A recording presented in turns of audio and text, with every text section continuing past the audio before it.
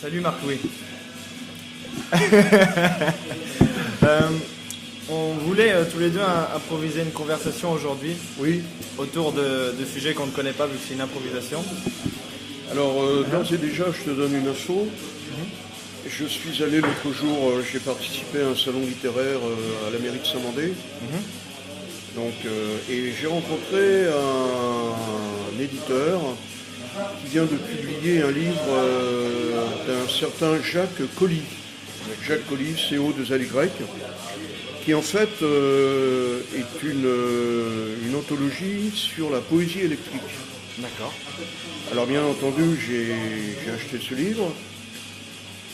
Et chez moi, une fois que j'étais chez moi, tranquillement, j'ai commencé de le lire. Alors évidemment, j'ai retrouvé des gens que je connaissais bien, comme Mathieu Messagier, Michel Bulto, Zenobia Nu, Claude Pellieu. Et en fait, Jacques Colli dresse un panorama très intéressant des 70s, des années 70, avec les expériences inspirées évidemment en partie par la Beat Génération, mais pas seulement.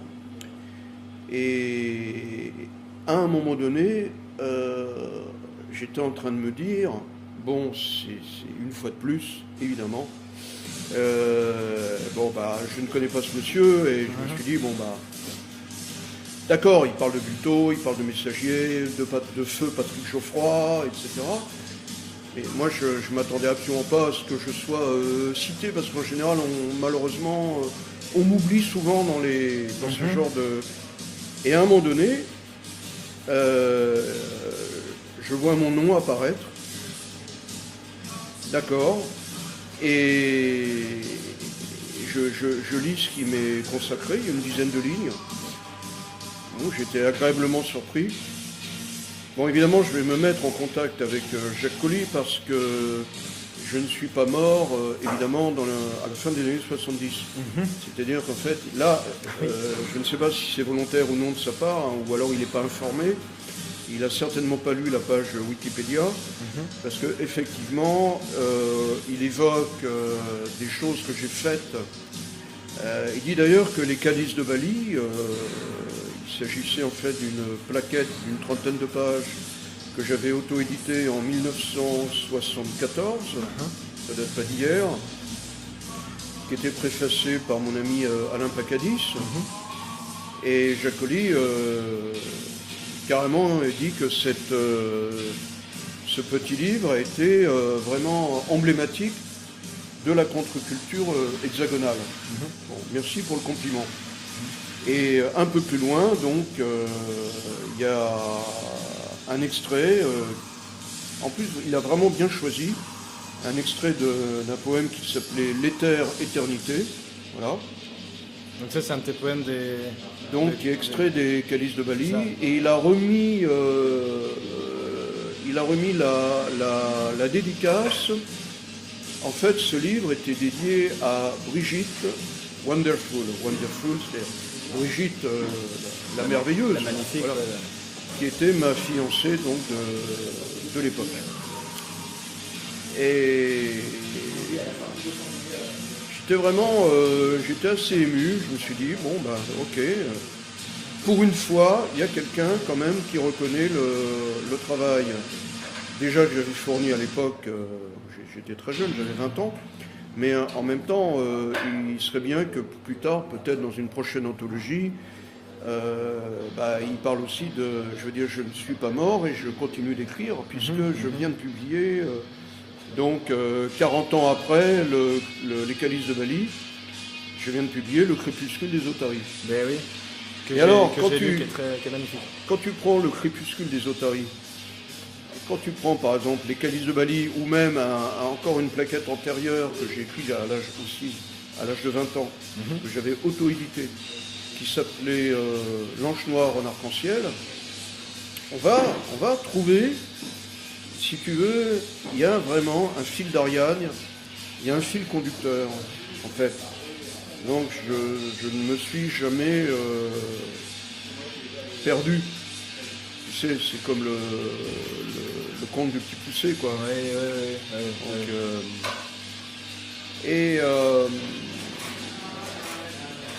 Voilà, donc, et juste avant de venir à notre rendez-vous, le Crédit Lyonnais, je suis client du Crédit Lyonnais, hein, donc Samsara, Nirvana, même combat, la poésie est dans le trivial, et il y a une poésie bancaire. Et donc, tous les jours, on m'envoie mon relevé de compte. Et alors, évidemment, je ne dévoilerai pas combien il me reste, c'est pas malheureusement énorme. S'il y a des mécènes qui regardent cette émission, faites le chèque à mon nom, je vous en prie. Et alors, je m'amuse toujours à faire le total, si tu veux, la numérologie de... Et là, j'arrive à 22. Ah ben, Je dis, bah, c'est bien, c'est excellent. Je vais rencontrer Pierre, et nous sommes, là, on est sur le mat. Bon, c'est parfait. L'arcane sans nom, c'est excellent. Voilà. Et en plus, c'est commencé par 666. Ouais. Voilà. Ah, donc 6660 € plus. D'accord. Et ça fait total 22. D'accord, ok. Voilà, c'est. Bon. Oui, en effet. J'ai passé 1 heure tout à l'heure au centre des impôts, parce que comme je fais une demande de logement social, il faut savoir que... Non mais c'est bien de le savoir aussi, hein, il n'y a pas que... Il y a le tantra, il y a l'alchimie, il y a la kabbale, et puis il y a les impôts. Bon. Et alors donc... je suis désolé, le dernier film d'Alexandre Jodorowsky... ça commence par de l'argent. Donc, ouais, voilà, il poétise l'argent. Voilà. Bon, après, on peut dire que c'est une vision juive aussi de l'argent. Et les antisémites souvent utilisent cette espèce de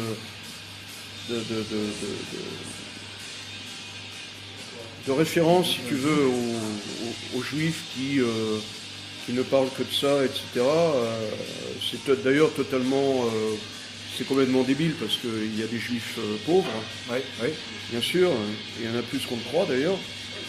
Comme disait Popeye, que je vais au restaurant parce qu'au moins l'eau est gratuite, mais il peut y avoir aussi une interprétation kabbalistique de l'argent. Et ça, j'en avais parlé avec mon maître en Kabbale, Jacques Dariocher, à une époque. En sachant que l'argent, c'est un métal également. C'est un métal qui correspond à la Lune. Et... Alors qu'avant, les pièces étaient en or, il faudra rappeler. Voilà, oui. Bizarre.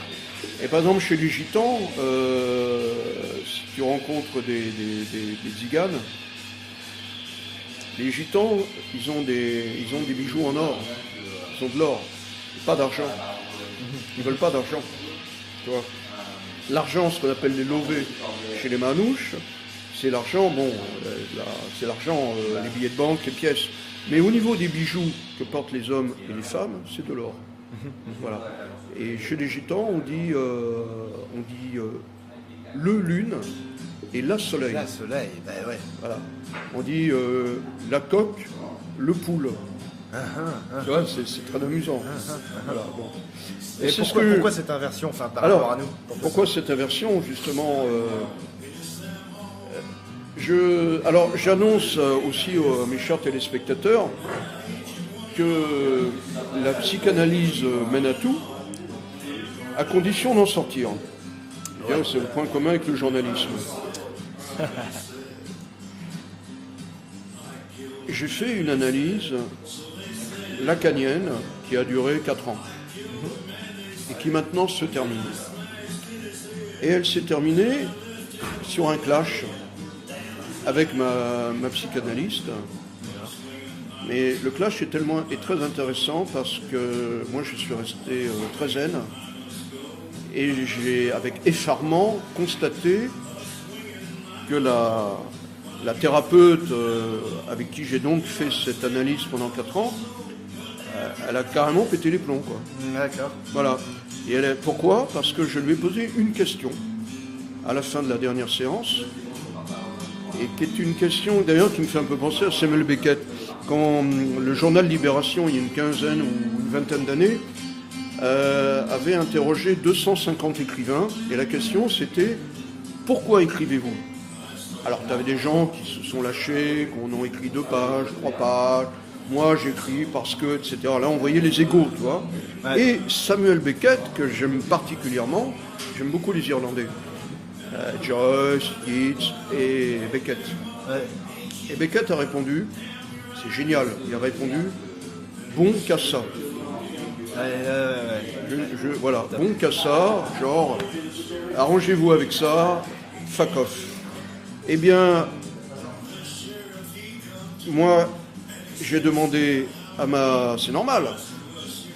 Ça coûte de l'argent, tu comprends? On paye. Et en plus, personne ne m'a obligé à faire une analyse. C'est moi qui ai voulu le faire par curiosité intellectuelle. C'était pas parce que je me sentais pas plus mal ou névrose. Non, pas du tout. C'était vraiment, en fait, curiosité intellectuelle et aussi le fait que toute ma vie, on m'a pris la tête en me disant, tu sais, ça te ferait du bien quand même, tu devrais. Alors, de guerre là, j'ai dit, ok les gars, vous voulez qu'on y va. Donc j'y suis allé, j'ai vu, j'ai vaincu. Et j'ai demandé donc, on va y arriver, à cette charmante personne, je ne citerai pas son nom, qui est psychiatre et psychanalyste lacanienne, très connue à Paris, hein, attention. D'accord. Je ne dirai pas son nom, bien entendu, ça. secret professionnel. Et je lui ai dit, et c'était pas du tout de la provocation de ma part. Là, tu sais, je fais planer le suspense, mais qu'est-ce qui va? Ouais. Vas-y, dis ton truc. Accouche. Ah ouais, bah, c'est le cas de le dire. Je lui ai dit, à quoi ça sert? Mais monsieur, la séance est terminée. Là, c'est très lacanien, tu sais, on arrête au milieu d'une phrase. Voilà. Je lui ai dit, je sais bien, madame, que la séance est terminée, mais je vous demande, tout ce que je viens de dire là, et pas seulement aujourd'hui, mais depuis, à quoi ça sert? Bah, écoutez, vous me réglez et vous sortez parce que j'ai pas que ça à faire. Mais vous êtes mal luné, me semble-t-il. Je vous demande tout simplement à quoi ça sert.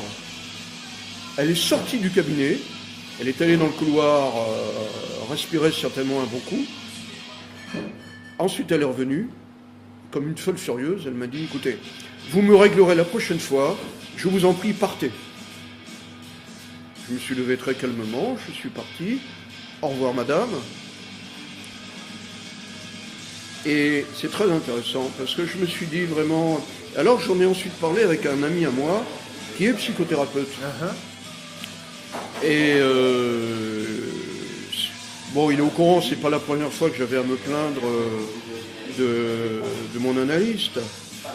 Et bon, là, il a fini par quand même reconnaître que, bon, lui, personnellement, n'agit pas avec ses patients de cette façon-là. Oui. Tu vois, bon. Et il m'a donné une autre adresse, un monsieur que je vais certainement contacter, parce que je vais peut-être la continuer, cette analyse, mais avec quelqu'un d'autre, voilà. Peut-être que ça sert à résoudre les problèmes qu'on n'avait pas avant. Tu sais, j'ai longtemps hésité parce que quand j'étais très jeune, j'avais un copain qui s'appelait Norbert, qui était chauffeur de taxi. Et d'ailleurs, souvent avec son taxi, on faisait des virées nocturnes. C'est comme ça, grâce à lui, que j'ai visité, je connais très bien, vraiment tout Paris, quoi. Et Norbert était suivi par... bon, il avait lui, vraiment des problèmes personnels. Il était suivi par une psychiatre, je crois. Je sais que c'était lacanien. Et que les lacaniens travaillent beaucoup sur la frustration. Claustration. La frustration. Frustration. Et bien, Norbert s'est suicidé. Voilà le résultat des courses. Ouais. Et c'est quelqu'un que j'aimais beaucoup, qui était un ami de José Galdo, qui était le fondateur de la revue Bunker. D'accord. J'ai collaboré dès le premier numéro à la revue Bunker, qui ensuite est devenue la revue Blocos, qui publiait notamment des textes de Théo Loswald, de Jean Carteret, des traductions d'Aleister Crowley, par Philippe Pichier. D'ailleurs, tous les textes sont sur Internet. Hein. Il faut aller sur le site Des textes de Pagan qui, Guild pas de Crowley. Blocos. Ah, de Blocos, ok. Tous les textes ont été publiés dans les revues. Il y a eu 7 numéros de la revue Bunker. Moi, je me suis occupé des 3 derniers numéros. C'est moi qui ai fait les 3 derniers numéros. D'accord. Et puis ensuite, José Galdo, après, a refait 3 numéros de la revue Blocos. Ok, voilà, d'accord. D'accord. Donc, psychanalyse lacanienne. C'est lacanienne que tu reprends encore? C'est un... Là, on m'a... pareil, je ne dirai pas son nom. C'est un monsieur, paraît-il, assez connu aussi. Mais lui, par contre, contrairement à ma psy, il est croyant. Enfin, je veux dire, il est juif, il est croyant. Donc, il est versé dans la Kabbale. C'est quand même intéressant. Parce que si tu veux, il faut être très clair. Pour les psychanalystes, la plupart des psychanalystes qui sont donc complètement athées,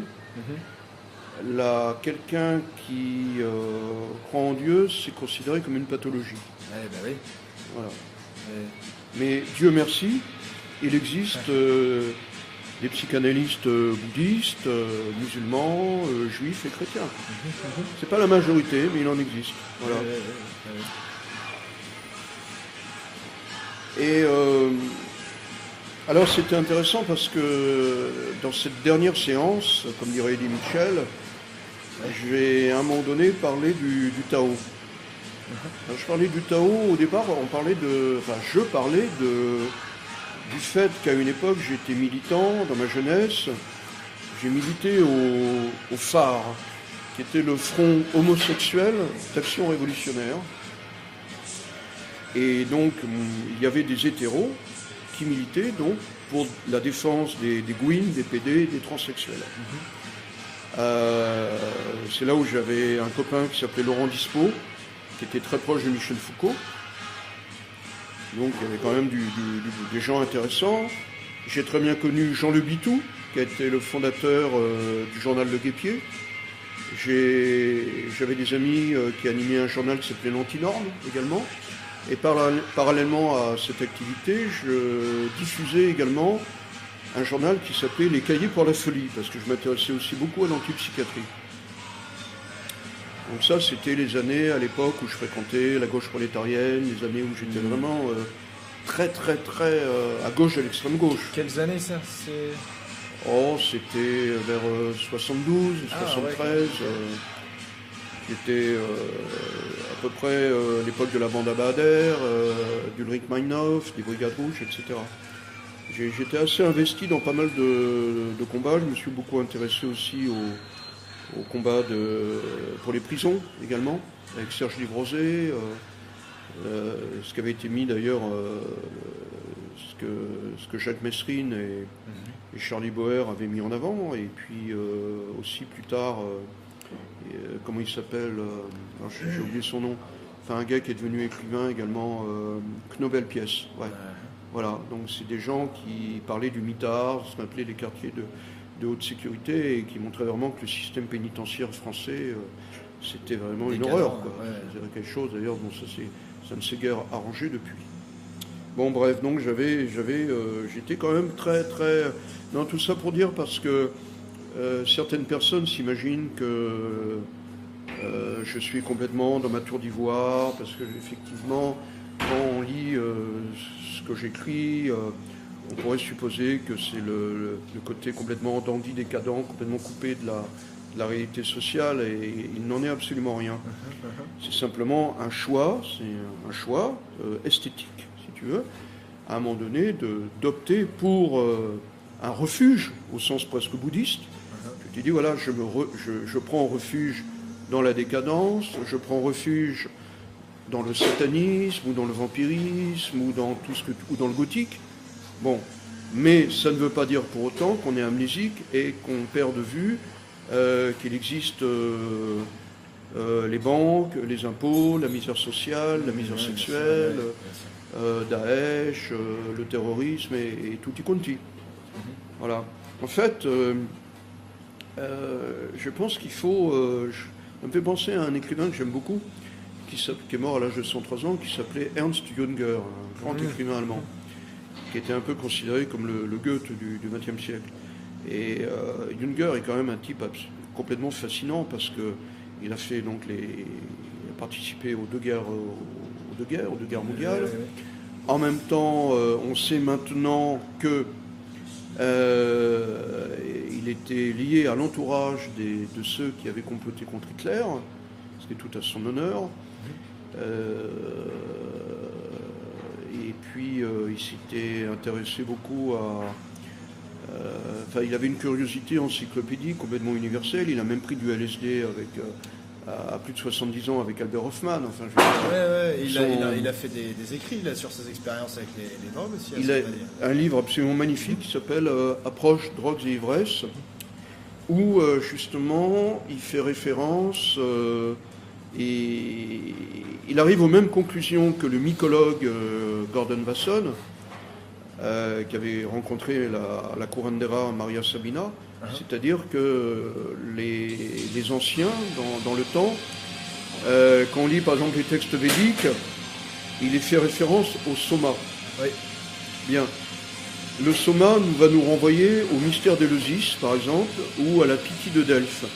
Tu sais que par exemple la Pythie de Delphes était assise sur un trépied au-dessus d'une fosse. Et dans cette fosse, on faisait brûler des herbes. Il y avait une fumigation. Donc il y avait un mélange de pavot, de jusquiame, de belladone, des herbes sorcières en fait. Et la Pythie donc respirait, sniffait si tu veux cette fumée. Elle était donc complètement dans un état de conscience en transe. Tu veux. Et là donc il y avait les oracles et les mystères d'Éleusis. C'est pareil, il y avait une boisson qu'on appelait en grec épopté, parce que tu avais les petits mystères et les grands mystères. Et les grands mystères, tous les grands, ça je le dis toujours, il faut relire par exemple la naissance de la tragédie de Nietzsche.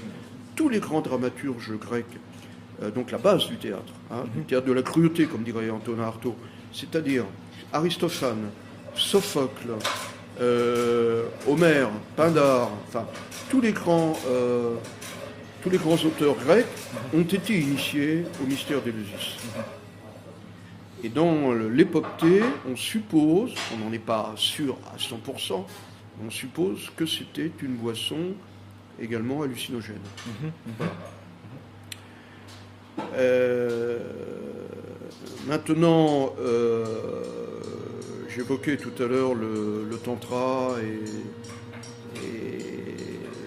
la pratique des mantras, de la méditation, de la visualisation. On peut considérer que, comme le disait très bien André Roland de Renéville dans l'expérience poétique, l'expérience poétique est un état de toute façon de transe. Et l'expérience poétique, bien sûr René Daumal fera la distinction entre poésie noire et poésie blanche, mais ne soyons pas plus royalistes que le roi. À partir du moment où on est dans un acte de création, ça peut être de la poésie écrite, ça peut être de la poésie sonore, ça peut être de la performance, ça peut être de la danse buto, ça peut être du black metal, tu vois, ça peut être du mime, ça peut être un tirage de cartes, de tarot, tu vois.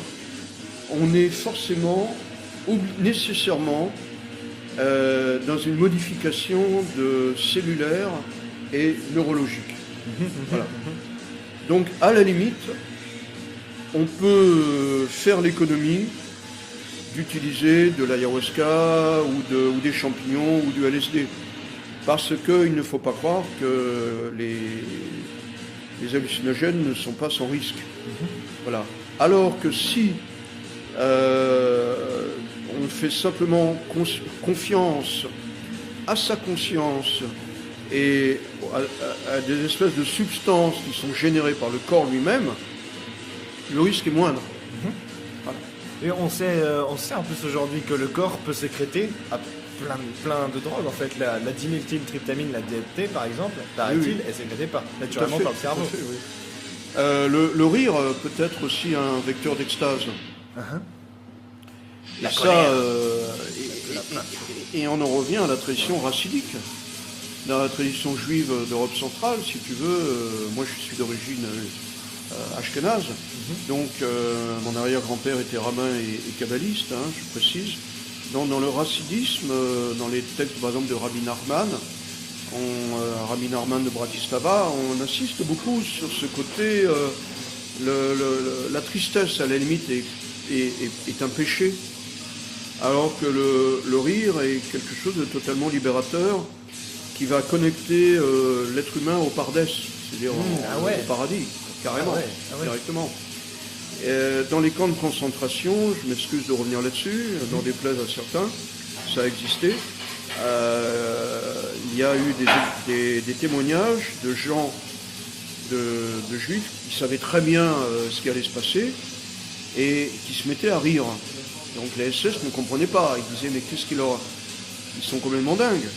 Mais ils riaient en fait parce qu'ils savaient. Alors là, ça demande évidemment, c'est une foi incroyable. Oui. Ils savaient que de toute façon, ils allaient passer de l'autre côté du voile. Oui. Et qu'ils n'avaient absolument rien à se reprocher, contrairement aux fils de pute qui les envoyaient à la douche. Voilà. Dieudonné, je t'emmerde. Alors, Marc-Louis Questelin, nous voici dans la seconde partie de la vidéo, conversation improvisée. Oui. Dans le bar, d'ailleurs, qu'on remercie, la Cantada. Voilà, qui est le premier bar à absinthe de Paris. On peut trouver 70 espèces différentes d'absinthe. C'est un bar qui est dirigé par Mickey, qui est un ancien organisateur, enfin il est toujours organisateur de concerts de rock. Là par exemple samedi dernier il a organisé un très beau concert au nouveau casino avec le groupe mexicain Ochico et la nouvelle formation de Alien Pagan qui s'appelle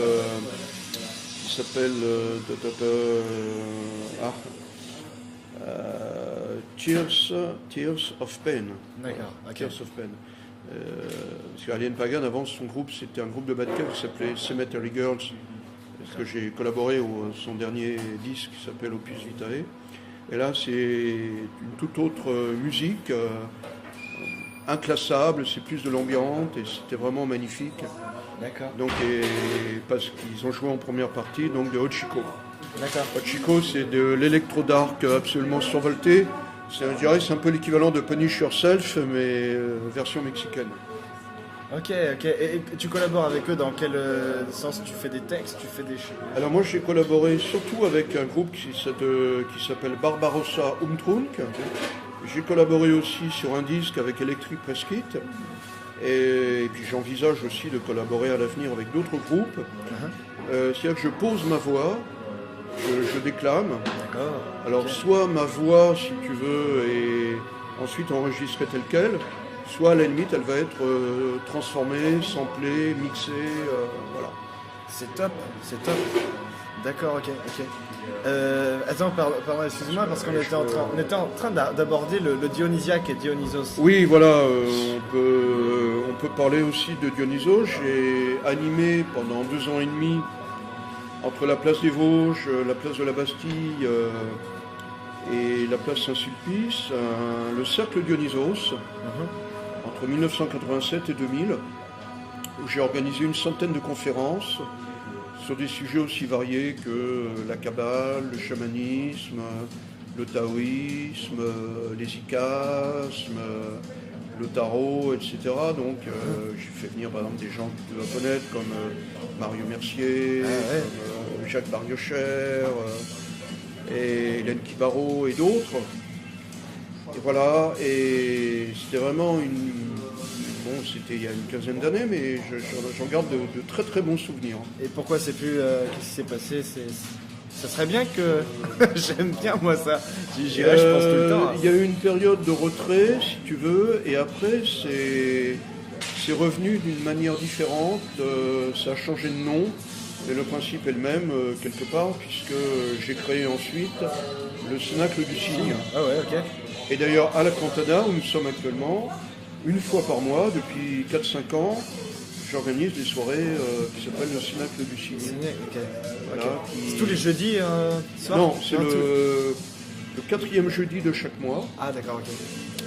Et le principe, si tu veux, c'est de faire venir des... donc il y a de la danse, il y a des vidéos, il y a des lectures, il y a du théâtre, il y a des concerts. À chaque fois sur un thème bien défini. D'accord, mais c'est moins conférence qu'avant. Oui, il y a plus de conférences. C'est ça, c'est plus de l'art, de la poésie, de la musique et tout. Par contre, je vais donner une conférence là, le 11 mars à Limoges. Oui. Je suis invité donc par mon associé des éditions Eleusis, Aïna Valérieux, qui a la gentillesse donc, de me faire venir à Limoges, parce qu'à Limoges, elle a créé un salon littéraire qui s'appelle donc aussi Éditions Eleusis, qui est en référence au mystère d'Eleusis, bien sûr.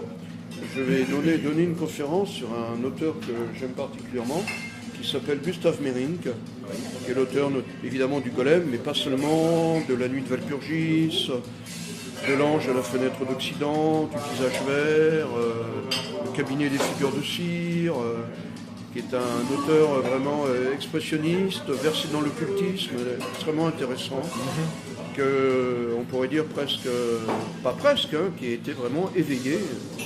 C'est vraiment un éveillé, Gustave Meyrink, qui a vécu à la fin du 19e siècle à Vienne. Il faut se rappeler que Vienne, comme Prague, c'était vraiment un vivier de peintres, d'écrivains extrêmement intéressants. Ouais. Et des gens qui étaient souvent versés aussi dans les sciences occultes, dans la magie, dans l'ésotérisme. Et alors j'en profite aussi quand même pour parler de Prisca Poiraudot. De Prisca Poiraudot, je ne sais pas si on voit bien. Si, de toute façon on l'affichera. Voilà, La demeure des chiens fantômes, qui est paru aux éditions Unicité, qui est un recueil de nouvelles fantastiques que j'ai préfacé. Ouais. Est-ce que tu voudras lire un extrait, t'en as en tête ou... Oui, je vais lire juste un petit extrait. Voilà. Ces récits constituent un précieux témoignage sur ce qui hante l'adolescence et son cortège de grandes souffrances.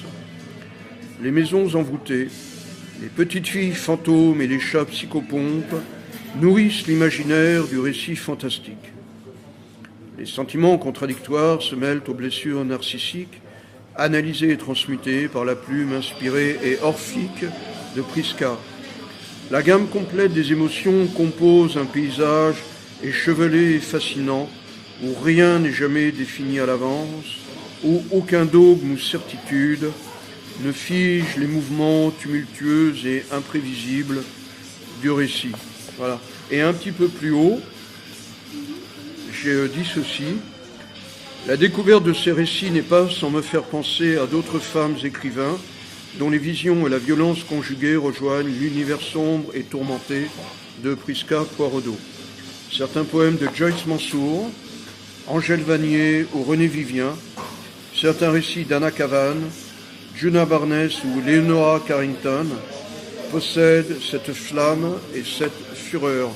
Et vraiment, je recommande vivement aux lecteurs de se procurer La demeure des chiens fantômes, qui est un livre incroyable, qui va être chroniqué par mon ami Vincent Tassi dans le prochain numéro de Obscure Magazine.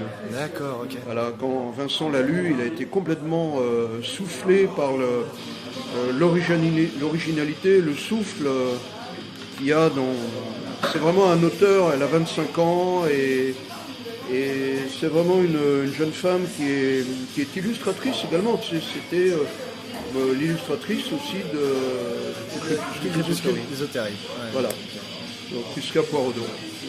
D'accord, magnifique. Ah ouais, t'as appuyé sur le orphique. Oui. D'accord. Tout à fait. D'accord. Qu'est-ce que c'est pour toi l'orphique alors dans l'écrit de quelqu'un, dans sa créativité?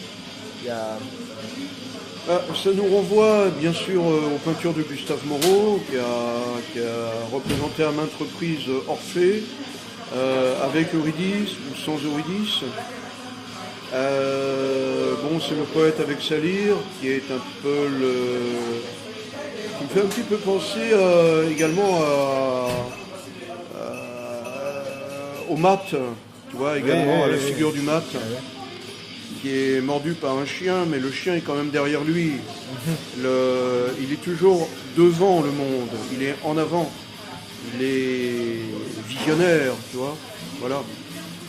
De toute façon, entre le poète et le prophète, il n'y a pas une grande différence quelque part. Et on en revient d'ailleurs à la tradition juive, où dans les anciens psaumes, ou dans certains textes dans le livre de la splendeur, par exemple dans le Sefer HaZohar, effectivement, le poète, c'est celui qui est vraiment l'intercesseur entre le monde de la connaissance de la Shekinah, de la splendeur, et le monde terrestre des tribulations, de la souffrance, la vallée de larmes, dans laquelle nous survivons, tant bien que mal. Voilà. D'accord. Est-ce que tu veux ajouter quelque chose d'autre sur mon sujet préféré, Dionysos, ou le dionysiaque? Oui, Dionysos, c'est aussi bien sûr, il y a l'aspect baudelairien. Ouais. C'est-à-dire qu'il y a peu importe, en fait, le flacon, peu importe la bouteille, ce qui compte, c'est l'ivresse. Et c'est ce que je disais à ma chère psychanalyste. Je lui parlais du Tao, parce qu'il fut un temps où j'ai pratiqué j'ai pratiqué le Tai Chi Chuan et le Qigong, et également une forme de Qigong très avancée, qu'on appelle en japonais, qui a donné un art martial assez redoutable au Japon, qui s'appelle le Tai Kiken, et une forme plus soft en Chine, qu'on appelle le Yishuan, avec la fameuse posture de l'arbre. Et je vais expliquer que dans le Yishuan, cette posture apparemment immobile génère la force explosive. Et que dans l'optique, si tu veux, de Chuang Tzu, ou dans le vrai classique du vide parfait, par exemple de Li Tzu, le Tao, ou Dieu, si on l'en préfère, peu importe le nom, n'a pas de visage, n'a pas de forme, et n'a surtout pas de sexe. Dieu n'est ni homme, ni femme. Le Tao n'est ni masculin, ni féminin. Et j'ai botté en touche à la fin de ma dernière séance en disant, c'est d'ailleurs la dernière phrase de mon analyse, de mes 4 ans d'analyse, ça a été « Je suis un être indistinct ». Ah ouais. Voilà. Et effectivement, l'ivresse, chère par exemple à Malcolm Lowry dans Au-dessous du volcan, qui est un livre absolument magnifique aussi, qui est aussi, Malcolm Lowry s'est beaucoup inspiré de l'idée des séphirotes, de l'arbre inversé de la Kabbale. Ça a été très longtemps mon livre de chevet. Excellent film de John Huston, adaptation de John Huston de Au-dessous du volcan. Ça se passe aussi au Mexique. Je te parlais d'Ochico, tiens, on rejoint. Au Mexique, il y a la danse des morts, bien sûr. Alors, la danse des morts, c'est aussi une manière on parlait du rire, mais justement, la danse des morts est une danse à la fois joyeuse et macabre. Ouais. Les danses macabres du Moyen-Âge, même les représentations européennes, médiévales des danses macabres, j'ai un projet, je ne sais pas s'il verra le jour, j'aimerais beaucoup un jour faire une anthologie de textes autour de la danse macabre, c'est montrer qu'en fait, la mort et le rire, et ça c'est Georges Bataille, on parle souvent, évidemment entre les deux il y a l'articulation sexuelle, faire l'amour c'est faire la mort, la petite mort aussi, l'orgasme de la mort est une seconde naissance, ouais bon bah voilà, tu traverses la mort, tu fais l'amour avec la mort, tu la baises quoi, voilà, tu la baises pour accéder à cette putain d'immortalité, d'éternité qui est là dans l'instant, dans ce que tu écris, dans ce que tu vis quotidiennement, dans chaque cellule de tes rêves. Il n'y a pas de limite, il n'y a pas de différence entre le rêve et la réalité. Je suis le rêve d'un papillon, comme disait Chuang Tzu. Est-ce que c'est moi qui rêve du papillon ou est-ce que c'est le papillon qui est en train de... Mais à la limite, on s'en fout royalement. Ce n'est pas important. Rien n'est important. Et le mantra suprême, c'est rien à foutre, rien à foutre, rien à foutre. Voilà. Voilà. Magique, magnifique. Ouais, okay. Bon, on peut s'arrêter là, peut-être, non? C'est un beau mot de la fin, hein. Ok. Bah écoute, merci beaucoup. Moi je crois que t'as fait exploser la baraque, c'est magnifique. Voilà, Merci Pierre. à fond. Bon, bah,